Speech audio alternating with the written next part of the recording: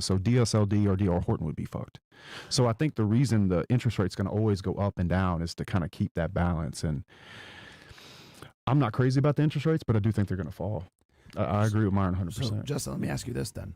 You know, we talk a lot about real estate here. One of your expertises is like, you know, trailer homes, parks, etc. Yep. How can someone go, for the audience out there, how can someone go about buying this? Because it's not as expensive as people think. You know, No. So how can someone go about buying it and cash flowing on it? I'll give you a great example of a deal we just did in Ohio. It's 35 units. Okay.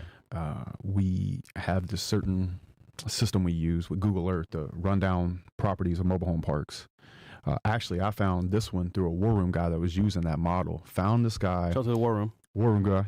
Join the war room if you want to do business with me. War room guy sent me the deal. It's 35 units, 600 grand. And because of the interest rates, we're like, okay, we'll buy it from you, but we'll buy it from you IO. Called another war room guy. What does IO mean for the audience? Interest only. Okay. So Can you instead of explain paying interest principal and only? interest, imagine having to pay principal and interest. So the payment is substantially more. Yeah. The base payment plus the interest on top. So I'm paying interest only. And what that does, it's on a balloon. So 5 years. So at 5 years at interest only, let's say the bill was $20,000 a month. Let's just say, or let's say it was $30,000 a month if it would have been principal and interest. I'm just throwing these numbers out for round numbers, but I'm paying $15,000 a month, which means I'm pocketing that money. Yeah. What we're doing, because I think our biggest risk is interest right now, is I'm putting the money back into the property, buying new trailers that are on lots that were not filled yet. So by the time I get to the end of that balloon, I'm going to have so much equity after the new appraisal that it's going to be a layup to get good debt. Okay. Another thing that we're doing, so I get the deal from a war room guy. There's another war room guy that had been in touch with me that wanted to get in on a deal. We took money from him. So we're zero money down on this deal. Okay. And now we're filling it with mobile homes. We have a team that's buying off of Facebook Marketplace from distressed sellers. Or we're moving trailers from other parks into the park. We pay to move it, but we have them in there. And we're driving the value of the property up. And then we're owner financing, we're lease optioning the trailers. Lease to own? Lease to own. So smart. So for example, there's one trailer we bought it for $6,000. We sold it for $20,000. We took the photos that the person that we bought it from had online and then sold it for $20,000, took the $6,000 from the buyer, paid them off, moved the trailer. So we're in the cost for the trailer, $3,500 to move and then utilities. Okay. And we're almost already in the red. In the black after a few months. Wow. And if they ever leave the trailer, we repossess the trailer and sell it again. What's the average price of a trailer home, you would say? It depends. So they can range anywhere from $1,500 depending on how much work. I think you can get into a trailer for about $20, $25, really good. And then you can go buy a new one. That's not bad. It could be 60 grand. But where it's really beautiful is even when they pay it off, you still have the lot rent. The land. The land. And you get the depreciation on the land. So, you know, I have 7 trailer parks now. And I think that we'll probably buy another couple this year. I like the apartment buildings. We had a lot of CapEx in the apartments this year. So question, just for the audience out there, because you went really fast at it. So Yeah, my bad. Okay, because I want them to kind of understand this whole, because you're procuring houses in a completely different way. We typically tell guys, hey, you know, go with the FHA loan for your first property, house hack your way in, et cetera, et cetera. I did that. Yeah, and you're talking now with interest-only loans, et cetera. How does one go about getting an interest-only loan? Because obviously this is very good stuff because you're able to basically, instead of paying the principal, you're just paying interest. So that allows you to pocket all that money. And you could do it for a period of time. I have 2 deals like that too. And you mentioned that you're paying only interest, but it's a 5-year balloon. Can you explain that to the people? Cool, yeah. So let's talk about the negotiation of it, right? Yeah. So let's say we look at the park and we underwrite it. And we say the net operating income is X, which is the profit for anybody, to make it simple. Yeah. So the profit is this. But if I buy it from you for $600,000, the debt service, and I think this is where people really make a mistake. They look at the cap rate, which is the return it would be if you paid cash for it. I'm trying to make this as simple as possible. And they look at the net operating income, but they don't think about the debt service. And the debt service can get you in trouble because paying your bills, guys. Is paying the bill. Is. It's the cost of money, if you will.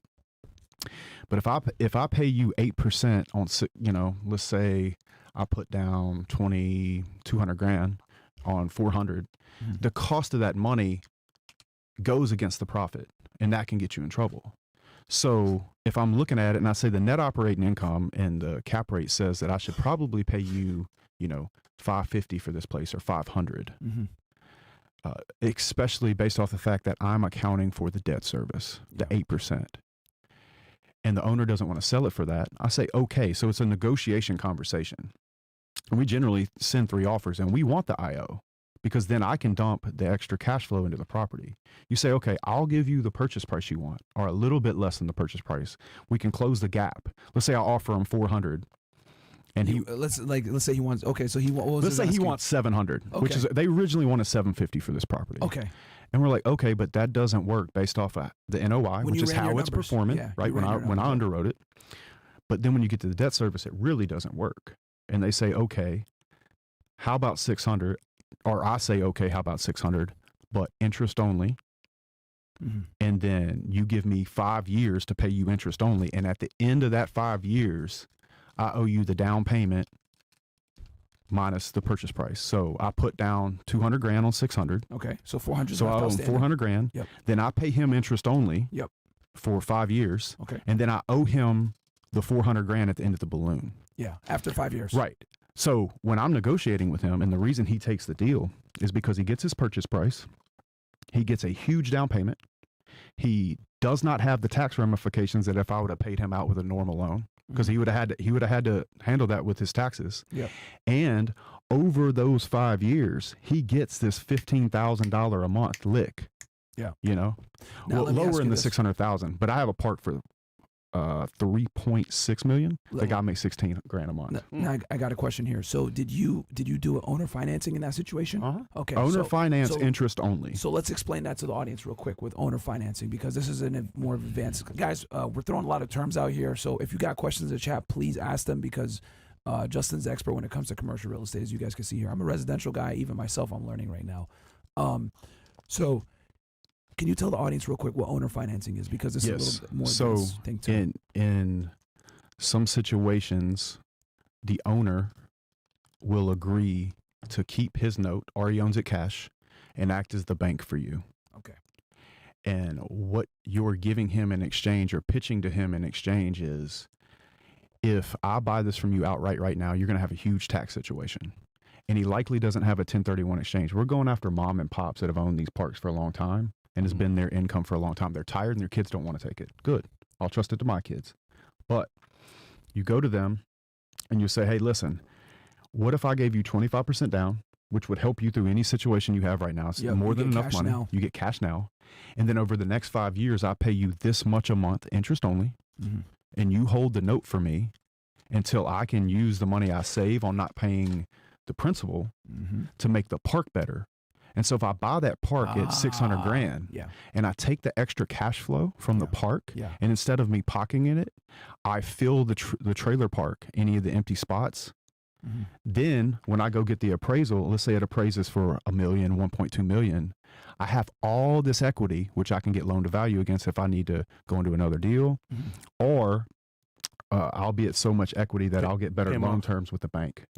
And also as well, don't forget, if you don't make the payments, he could just take it back. He could take it back. So and I love owner finance that for him, but I'm going to pay the note because we're going to manage the property and we're putting the money back into the deals. And guys, so owner financing is something that you can use, especially when the interest rates are high, as a negotiating term with the people. Like, hey, look, the bank is going to want 8-9%. How about you give me a 6%? And you just finance the deal. I'll give you a good down payment. And then Justin goes a step further and he says, I'll make only interest-only payments. And what that does is it brings his monthly cost way down because you're only paying interest. And then he's able to take that extra money he makes, invest it into the property. He has 5 years. You think about it. Let's say I'll refinance most of these properties in the next couple of years. Exactly. I'll pay them out early. So real quick, you said you were paying you were paying like $15K per month, right? Yeah. So on this we have a 60 unit park. Yeah. That I paid $3.5 million for. Okay. So you paid 3.5, and you're paying interest only. So you're paying. What would have you paid if you had paid with principal too? I'd be paying like $24,000 a month. But I'm paying like 15. So you're saving about $10,000. Yeah. So guys, so you're saving $10,000 a month. He's taking that money, putting it back into the property, right? I'm buying new trailers with it. And buying new trailers with it, putting it back in. So at the end of that 5 years, that property is going to appreciate so much in value that when he could do something called a cash out refi, he's going to have way more than enough money to pay the guy back at a lower interest rate. Probably and 2 have money points. left over. Yep, and have money left over to do whatever he wants to. And we're doing this on every property. Smart. Yeah. Yeah. Very And that's the smart. beauty when you do owner financing is you can negotiate the terms with the seller, and then you have 5 years to pay it back. I know a lot of people are like, whoa, hold on, 5 years. What are you talking about? Interest only? Like what, But you're already whatever. going to get that with a bank because a commercial loan is only going to give you a 5 to a 7 year This is true. anyway. This is true. So I'm getting my cake and eating it too. I'm helping. And the important part about this is showing the owner That is going to benefit him. how it's going to benefit Exactly. him. Because at the end of the day, like, let me do the math real quick. If I'm paying this guy 15 grand a month, so if I go 15,000 times 12 And there's no times middleman 5, bank involved. he's You're going to paying him make an directly. extra $900,000 on this deal. At the end of it, I'm still going to owe him the balance. Yep. But at the end of the deal, the park's going to be worth $6 million, and I bought it for 3.5. Yeah. And Everybody so wins. I don't care. Everybody wins. Yeah. And that's why I was saying negotiation. It's not about somebody winning. It's about being creative so everybody can win. Mhm. Because honestly, if you fuck the guy over and you're trying to go long term with him, he's going to try to take it back somehow. Like, this guy is winning. We're winning. When the rates drop, we'll refi. He'll get his money and whatever I paid him. Let's say I refinance at year 2. Let's say they drop to 6%. Mm. I'll probably cash out right there. Okay. If they go And 6.5, pay him his money back and be pay done. him his money. I picked up 1.5 points. Yeah.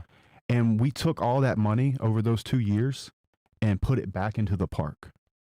And that's why I look at real estate as a wealth thing, not as a retire thing. Yeah. Mhm. I don't need the money. I want to make sure I'm rich for sure. I'm buying Lambos, acting like a dickhead on the internet, flying everywhere. I want to make sure I'm rich for sure. Yeah. I don't want to be that dude that said I made money one time. Like, we're putting it all back in. Yeah. That's smart. And I think that's really important for the audience to know is if you're going to do these deals where it's owner financing, you're paying interest only, which is an incredibly low payment.